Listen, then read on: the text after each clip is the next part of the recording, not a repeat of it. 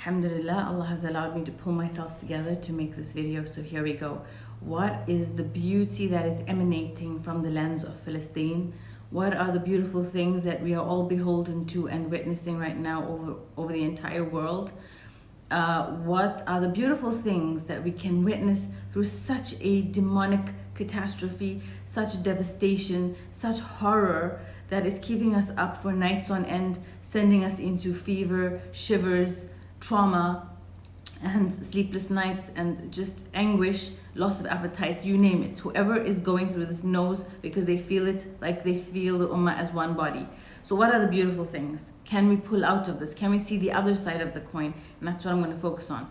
The first thing that is extremely beautiful is how they fight over each other getting resources. So for example, yesterday there were two uncles outside a house. One had bread, the other had none. And the one that had bread was trying to force his bread onto the next one for his family. And the one that had none said, no, but you need it more, so you keep it. And if you know anything about Arabs and Arab hospitality, that is how they roll. They always see to others first. They're generous to a fault. And that is why they're in, that is one of the reasons you could say they're in the situation they're in. They were extremely generous and welcoming to the foreigners in their lands who are now trying to occupy them. The second part of the beauty that is encapsulated and emanating from Gaza is the ruju' ila din, the return to the religion, whether it's people from Gaza, whether it's people out of Gaza, whether it's non-Muslims or Muslims. Everyone is picking up a copy of the Quran and gaining guidance and solace from it, even if they are not Muslim, even if they don't understand Arabic. They are reading the translations and they are gaining guidance, and this is an extremely beautiful thing. This entire love-starved and materialistic world is witnessing the greatest love between people ever. The way they care for each other, the way they sing their painful goodbyes, the way they appreciate those that are still alive and cling on to them for dear life. It's rippling throughout the world.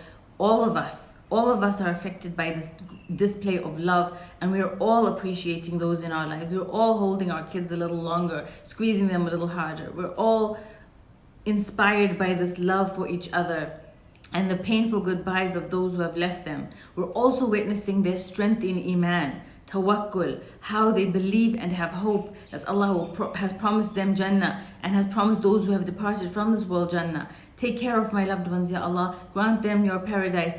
Take care of them, grant them all the enjoyments that they can find in paradise. Wishing them well on their journey, wishing them well, because they know, and no faith can be as strong as those who know with a certainty, without a shadow of a doubt, that Allah's promise is true, and that the akhirah is the truth, and that Islam is the truth, and that Allah spoke the truth in the Quran, and that those who die in His path for His sake will be granted Jannatin Na'im. So they all are aware of this. So they all have sabr fi sadmatul ula, that is patience upon the first strike of calamity, not a few days or weeks or years after the pain has faded. Upon the strike of the calamity, Alhamdulillah, Allahu Akbar, Subhanallah, they glorify Allah, thanking Him and praising Him in the face of this catastrophe and adversity. They do not show cuss words or punching holes in walls or anger or whatever it is. There is that as well. Yes, we are all human and they have a right to feel that way, but we see nothing but beauty coming out of their response and their reaction to Allah and how He has promised them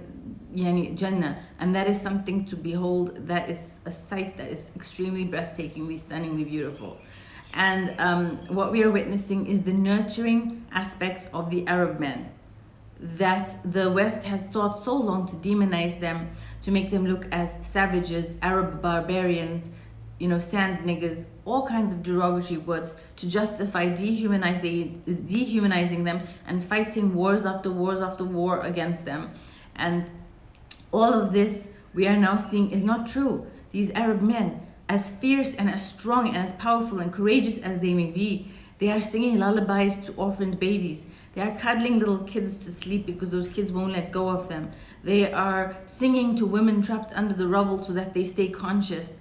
They are holding men together and holding men up so that when they collapse after seeing their beloved pass from this world, they fall back on they fall back on them, holding their strength up, being a solid pillar of strength for each other.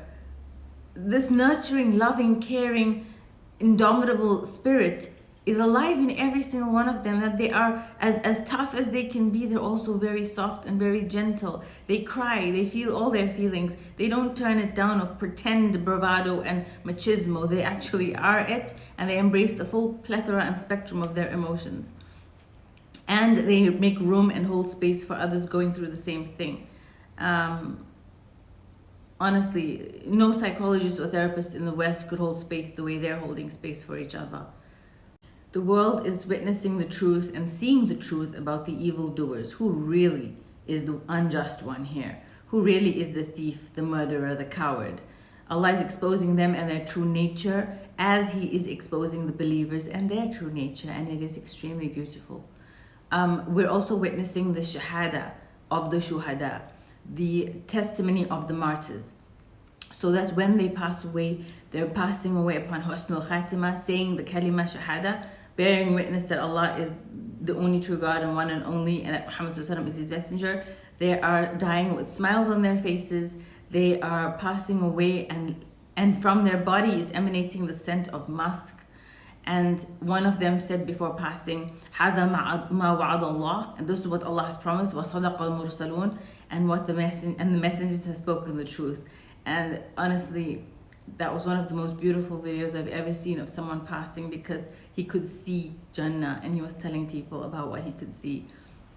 The other thing that is extremely beautiful, I've lost out of numbers honestly, because I have a page here and it's all over the place, but keep up with me. The other thing that is extremely beautiful is the selflessness of the doctors and the medics on call. They're running 48-hour shifts. They're sacrificing themselves, their sanity, their selflessness, and their medical improvisation is something really to acknowledge, because they're put in such devastatingly scarce situations, and they're showing that they can make it, and resilience throughout any lack of medical equipment or medicine or pharmaceuticals or whatever it is.